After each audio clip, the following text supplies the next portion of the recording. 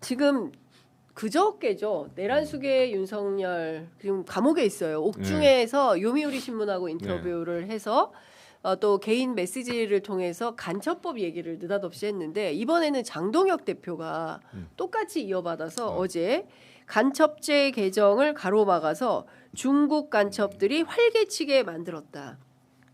북한 지령대로 공수처가 만들어졌다. 이런 주장을 공당의 대표가 하고 있는 겁니다. 직전까지 여당이었어요. 어떻게 보십니까? 뭐 이상하지도 않아요. 그들만이 사는 세상이 있는 것 그만세, 같은데. 그만세. 예. 이렇게 빛의 혁명으로 새로운 세상이 열렸는데 아직도 그 속에서 허우적거리는 사람들이 있는데 예. 대표적으로 윤석열과 뭐 장동혁 대표 정도 얘기할 수 있을 것 같습니다. 기본적으로 메시지가 똑같잖아요. 어떠한 매체를 보고 어떠한 이야기들만 듣는지 아직까지 간첩을 얘기하고 반공 사상을 전파하고 그것을 당의 대표라는 사람이 받아서 이야기하는 것들은 우리 정치가 정신 차려야 된다라는 말을 안 할 수가 없는 겁니다. 느닷없이 간첩 천국을 왜 의원님이 과거에 공안 검사셨기 때문에 간첩 전문가실 수 있는데 장동혁 대표 왜 갑자기 이 얘기를 하는 걸까요? 근데 좀 너무 이상하지 않아요? 너무 어떻게 장동혁, 윤석열 싱크로율이 이렇게 높을 수가 있지? 그러니까, 거의 100%예요. 예. 근데 윤야 어차피 깜빵 갔고 예. 이제 IBM이라고 하잖아요. 예. 이미 베린 몸이지. 이제 이미 베린 몸. 나와서 이제 해를 보기가 어려운 예. 상황이니까 그냥 막 가는 거가 뭐 그럴 수도 있다고 예. 생각이 되는데 장동혁 대표는 정말 이상한 거예요. 그러니까요. 예. 도대체 이유가 뭘까? 무슨 누구한테 단단히 약점을 잡혔나? 아니면 약점 잡혔나? 아니 왜냐하면 장동혁 대표가 지난번 전당대회 때 네. 뭐 당선되려고 이제 친윤의 등에 업혀서 당선되기 위해서 뭐 이상한 얘기 많이 했죠. 했었죠. 그래서 심지어 김문수 당시 당대표 후보를 매우 중도적으로 보이게 할 정도로 확 갔잖아요. 예. 그래갖고 당선이 됐어요. 근데 예. 당대표 당선되고 나서는 처음에 메시지가 어떤 거였어요. 매일 1도씩 좌측으로 맞아요. 가겠다. 클릭하겠다는 거잖아. 맞아요. 지금 100일이 좀 넘었잖아요. 그럼 거의 100도 넘게 왔어야 돼. 그렇죠. 예, 100도는 왔어야 되는데 반대로 갔죠, 반대로. 반대로 근데 지금. 반대로 뭐 한참 가고 있으니 100도가 아니라 백도를 하고 있는 거 아니야? 날이 갈수록 더 가고 더 있단 뒤로 말이에요. 있어요. 예. 도대체 이유가 뭐냐? 근데 국민의힘 내부에서도 네. 그 소위 얘기하는 장동혁 단절론 뭐 이런 것들이 슬슬 고개를 들고 있고 특히 젊은 김재섭 의원 등을 비롯한 젊은 국회의원들 수도권에 있는 의원들이 이거 안 되겠다 해서 뭐 성명 자기들끼리 뭐 계엄에 대한 사과도 하고 뭐 이러고 있는 거 아닙니까? 아니 근데 아직까지 눈치 많이 보는 것 같아요. 아 그래요? 왜냐면 지금 계엄에 대한 사과도 25명밖에 안 했잖아요. 과거 계엄 해제 표결들 18명 했는데 네. 지금 한 7명 는 겁니다. 그러니까 냉정하게 봐야 1년 돼요. 사이에 7 늘었다. 그렇죠. 7명 늘었죠. 네. 18명이 계엄 해제 표결을 방해했는데 그중에 몇 명은 또 이탈해 가지고 그치. 극우와 손잡고 네. 윤석열과 손잡고 당대표가 되더니 그들만은 사는 세상으로 빠져버렸는데 아니 장동혁 대표 그때 계엄 해제 표결 참여하지 않았나요? 했어요. 그러니까 그때 네. 당시는 한동훈계였습니다. 그러니까 일단 뒤통수를 치고 네. 윤석열로 갔죠. 네. 그러면서 지금 한 명 빠지고 한 8명 충원돼가지고 25명인데 네. 이 사람들이 결국에는 눈치 보지 않는 사람들라고 친다면 아직 눈치 보는 80명의 의원들이 남아있다.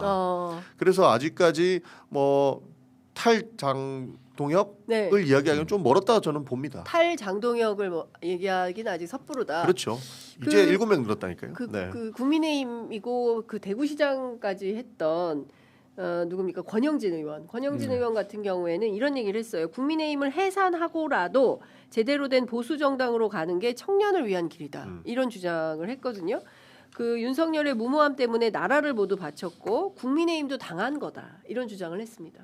갑자기 피해자 코스프레를 피해자는 당한 건 아니고 네. 동조했지. 예. 사실 뭐 국민의힘의 몇몇 그 국회의원들, 네. 그러니까 뭐 이철규 의원을 비롯해서 뭐 찐윤, 신윤 뭐 했던 사람들이 없었으면 윤석열이 그렇게 맘대로 할 수는 없었죠. 네. 구조적으로 그렇잖아요. 그렇죠.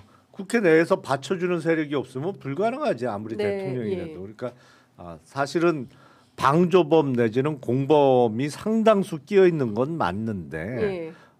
이미 저기는 저렇게 됐으니 음흠. 지금이라도 좀 바뀌자라는 건데 근본적으로 한계가 있죠. 네. 권영진 의원 얘기도 맞아요. 왜냐하면 이철규 의원이 여전히 잘 살고 있잖아요.